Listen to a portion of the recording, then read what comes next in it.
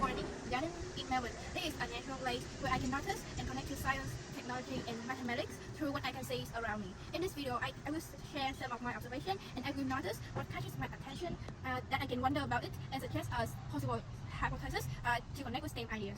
I observed the brick and the stone pathway in the garden, and I think that they guide the visitor safely across the landscape, especially the wider area like this. The detail I see are the golden planks fit together and railings on the sides. The bridge allows people to cross the water safely. This made me think of about engineering in technology because it shows how people can design structure to solve problems in nature. Moreover, I wonder how this bridge is strong enough to hold many people and survive in the outdoor weather. What if engineers use different materials like stone or metal instead of the wood? Could I test the durability by observing the size of weight on this bridge compared to the stone that on the ground?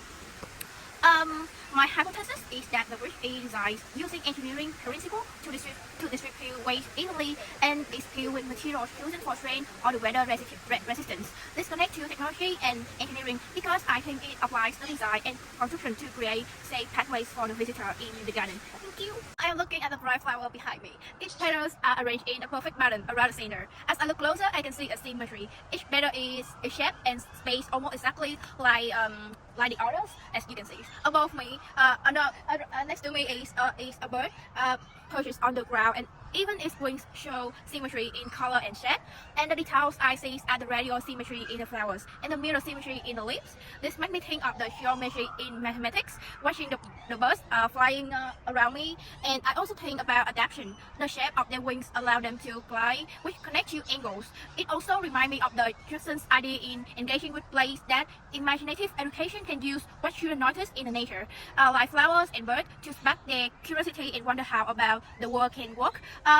Moreover, I wonder why flowers often show symmetry. What if this helps them to attract the pollinators like bees or birds?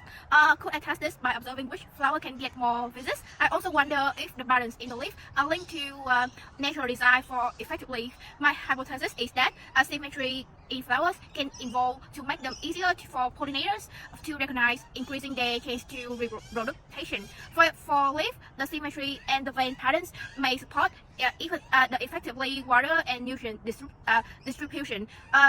Moreover, for birds, the symmetry of wings ensure balance in flight. This connects to mathematics, I think that, because of the geometry in this balance of the wings for the birds, and to biology because symmetry and structure adaptation for survival for birds. Thank you. Here I am in an old tree with a filter, and I can observe the sunlight filtering through the leaf above me. The way the light is scattered creates double patterns on the ground, and I can see some part of the leaf are brightly and some are black.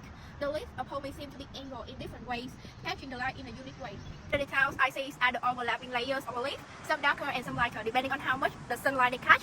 I noticed that the shapes of the leaf are similar, yet their placement makes the whole canopy look like a natural mosaic. This makes me think of how light can paint, reflect, and scatter. It also reminds me of how balance in nature often appears when many small parts work together. I wonder if the position and the angle of the leaf can help trees absorb more sunlight for photosynthesis. Could it be that the leaves are arranged to avoid blocking each other so they can all collect the light effectively? I also wonder whether the intensity of the light can affect the size in the green of the tree. My hypothesis is that each leaf position can influence by the need to maximize sunlight exposure, which helps that tree can produce more energy through photosynthesis.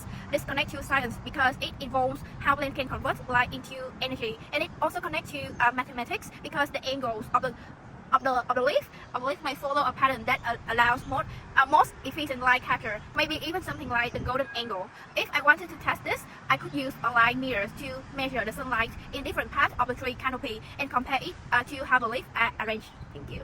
And so from the bridge to the flowers and to the hill trees, I noticed that how STEM is all around us. It really reminds me of the current world ideas that science starts from the curiosity and wondering about what we see every day. Thank you for joining me to Royal Botanic Gardens today.